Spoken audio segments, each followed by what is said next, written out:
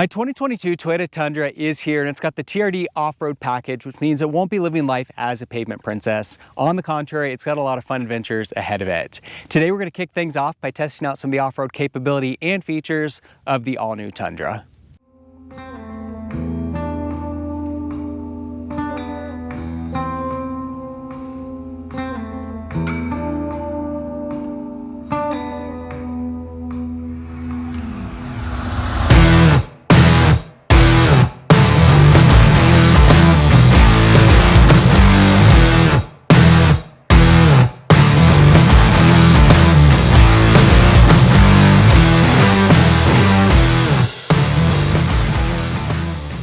We'll start by taking a look at some of the mechanical systems, which are a real strong point on the all-new Tundra, specifically on models equipped with the TRD Off-Road and the TRD Pro package. Of course, we've got a four-wheel drive system with a two-speed transfer case, both a low-range and a high-range option. And then for the first time on the Tundra, we get Toyota's multi-terrain select system with crawl control, an electronic locking rear differential, and hill descent control. And then, of course, the all-new Tundra has two really great new powertrains. So with the multi-terrain select system, you just drive it as normal, and the vehicle is basically going to adjust the throttle response and brake response depending on the various conditions that you're driving in. If we go ahead and push on that button, you'll see that light will illuminate, and then we can use this rotary knob to twist to the left or the right, and you'll see on our instrument cluster that we've got 4 modes.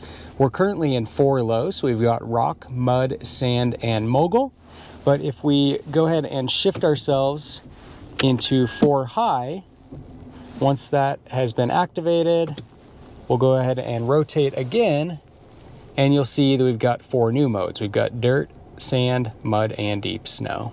Hill descent control is another really handy feature. The vehicle right now is performing all of the braking for me. So my foot is not on the brake pedal, as you can see, and it's just guiding us slowly down this very steep, loose hill.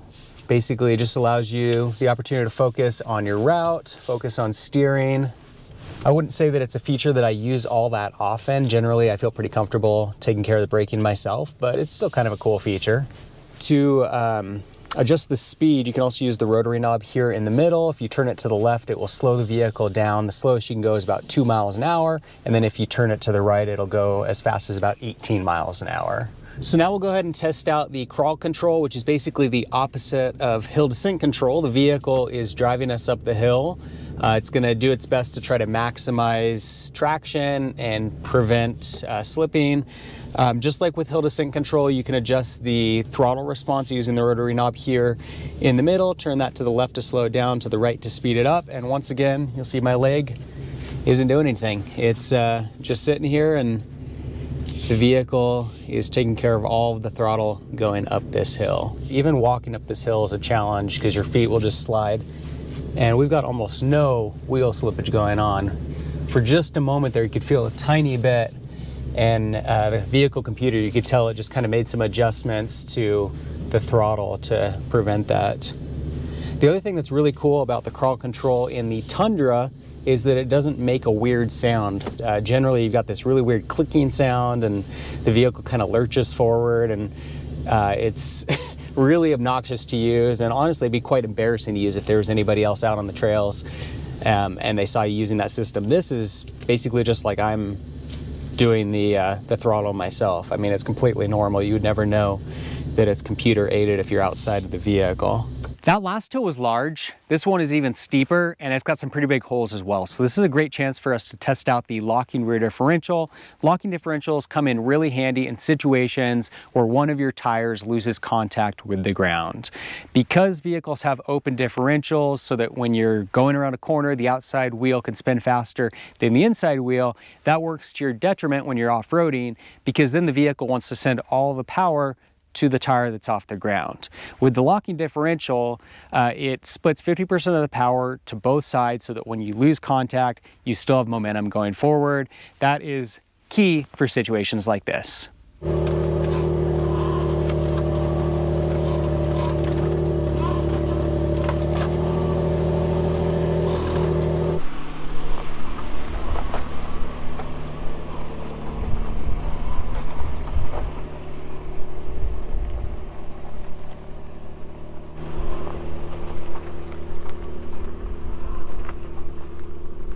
Another strong point for the 2022 Tundra is the powertrains that are available. This is your standard 3.4 liter 6-cylinder gas engine. They also offer it with a hybrid.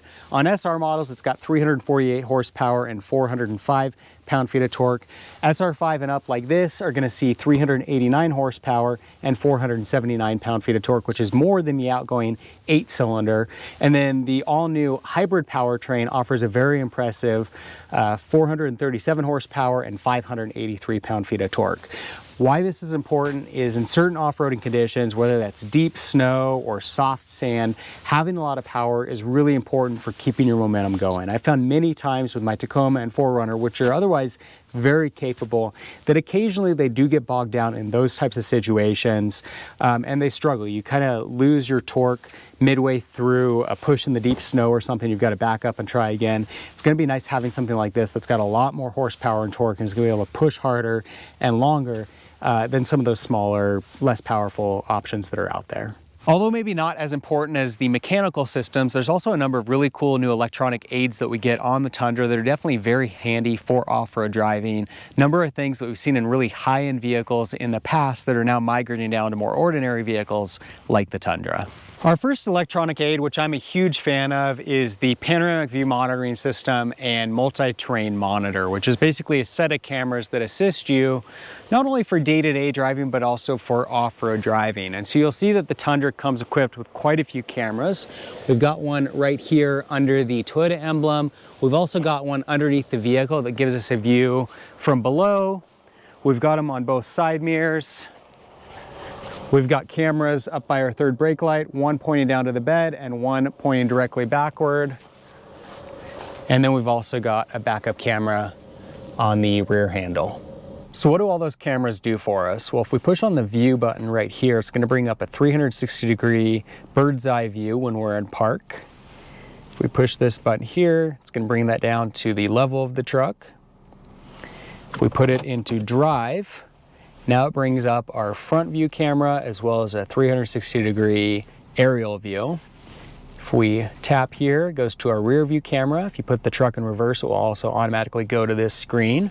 We've also got our side mirrors looking forward on the driver and passenger side, and then side mirrors looking backward. We've also got the camera looking into the bed of the truck and another camera back there for our smart mirror. And then we've got our multi-terrain monitor mode. If we push that right here, you will see an inclinometer comes up. We've also got that on our instrument cluster. And we get some of the same camera views, but it shows multiple screens at the same time. So currently, again, we're in drive, so it's got front view and then side mirrors looking forward. If we put it in reverse, those are all going to go to reverse. You can also do it manually with this button here. We've got our backup camera. And then this one is really cool. If we push this here, for some reason it's black at the moment, but let me go ahead and start driving for just a moment. And that should illuminate.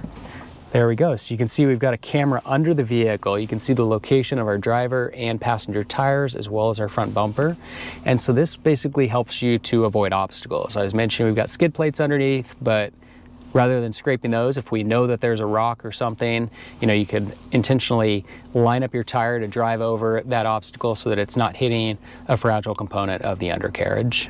Parking sensors can be a little obnoxious at times, but they can be handy as well because sometimes there is something that you don't notice, not only for driving in town, but sometimes for off-road driving as well. I found that there have been times where it will pick up bushes or trees or something like that, or maybe even a lawn chair that happens to be out in the woods. It can be obnoxious, but it's a handy feature as well. Now let's say that we hear the parking sensor beeping and we can see the armchair that's sitting behind us, but we decide to keep backing up anyway. Well, I want to show you what will happen. So we're just going to back up real slowly. And you'll see that the vehicle automatically braked for me. That is one of the safety features that we've got right here. You can turn that off if you don't like it, but in certain situations where you get too close to something, the vehicle will automatically stop you. This next one's pretty nice as well, especially for a vehicle that is quite wide, and that is we've got electronically folding mirrors. So if we push on this button right here, our mirrors on both sides of the vehicle will fold in. That can be very handy at times when you're off-roading on a really tight trail. If you're just a few inches short in terms of the overall width. You can just push that button and it'll automatically fold in. It's a little easier than reaching over the passenger side and pulling that by hand. I also want to touch on dimensions real quick. We've got approach angle, breakover, rear departure, ground clearance, width of the vehicle, all important measurements for off-road capability. Unfortunately, the Tundra's got the same thing working against it that's working against all other full-size trucks. It's a full-size truck, so it's big, it's bulky, it's heavy. It's not going to be as capable as other, mid-size trucks when it comes to off-road driving. But how bad is it really? Well, let's take a look. Front approach angle tells you how well a vehicle is going to be able to go from a steep downgrade to flat ground or from flat ground to a steep incline. And as you can see, the Tundra struggles a little bit in this area. With a front approach angle of 21 degrees compared with the Tacoma at 32 degrees, it's pretty dismal. It's even down from the second generation Tundra, which was sitting at 26 degrees. Rear departure angle basically tells you the same thing as front approach, but from the rear of the vehicle. And as you can see, we're pretty close in this specific situation. Surprisingly, the third generation Tundra actually has a better rear departure angle than the Tacoma at 24 degrees compared to 23.5, and it's better than the second generation Tundra, which sat at 21 degrees. Ground clearance is obviously a very important measure as well, because when you're on the trail and there's rocks or tree stumps, logs, it's important to be able to have that clearance to get over those things. Likewise, if you're snow wheeling, getting through that powder, it's going to be a lot easier with more ground clearance. Unfortunately, despite the fact that this is a full-size truck, it actually has less ground clearance than the Tacoma, sitting at 9.3 inches compared with 9.4 on the Tacoma.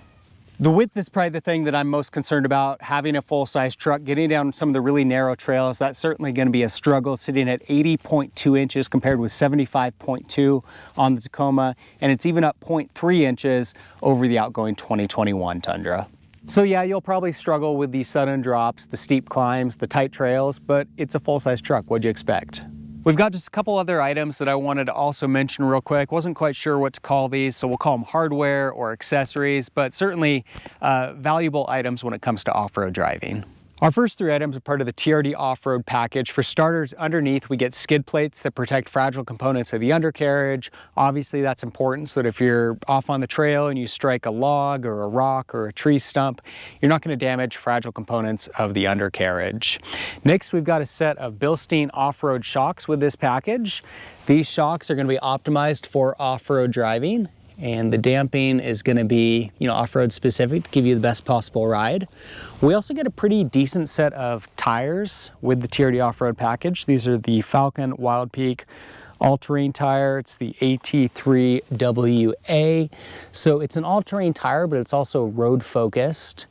And I'm not going to say it's the best tire for driving off-road, but for a road focused tire, it's pretty decent. The next two items are a little bit odd, especially the last one. Our next item is the side mirrors. Anybody that's done a lot of off-road driving knows that there's a fair amount of backing up involved as well. You'll get to certain parts of the trail where it's either too technical or a really large tree is down and you've got to back up and take another route or something. And having good visibility can be really handy. There have been times where I've had to back up pretty significant distance to get back to a point where I can turn around, and having large side mirrors is a huge bonus in my opinion.